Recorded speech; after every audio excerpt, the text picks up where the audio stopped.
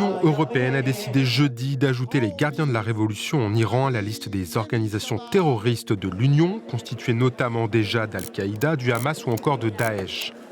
La France a annoncé hier qu'elle soutiendra l'inscription du corps des gardiens de la Révolution sur la liste des organisations terroristes de l'Union européenne. Parce qu'il ne peut y avoir aucune impunité pour les crimes commis.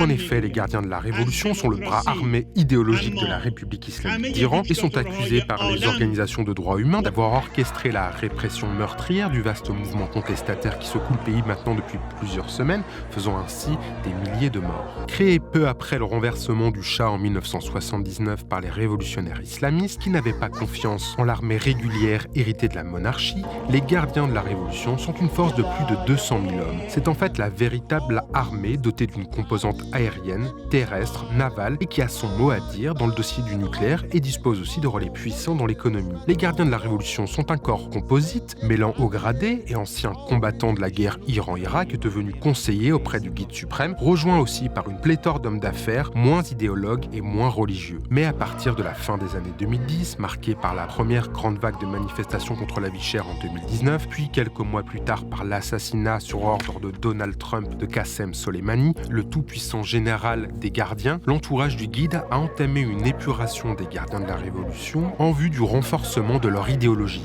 En parallèle, le pouvoir s'est calcifié autour d'un noyau dur sécuritaire et ultra-conservateur. Si en leur sein, des réalistes souhaiteraient probablement une évolution du système politique iranien, comme le montre leur tolérance du non-port pourtant obligatoire du voile, pour au moins un bon tiers des Iraniennes, à Téhéran en tout cas, d'autres s'y opposent. Ils préfèrent un statu quo, certes de plus en plus fragile, mais extrêmement rémunérateur, puisque les gardiens sont en effet les principaux bénéficiaires du système de sanctions imposé depuis des décennies à l'Iran. L'arrivée de troupes américaines dans la région renforce la pression sur le régime. Des frappes américaines contre leurs installations à travers le pays affaibliraient certainement les gardiens de la Révolution, mais suffirait-elle à provoquer un basculement d'un certain nombre d'entre eux du côté des manifestants? La question reste pour le moment ouverte.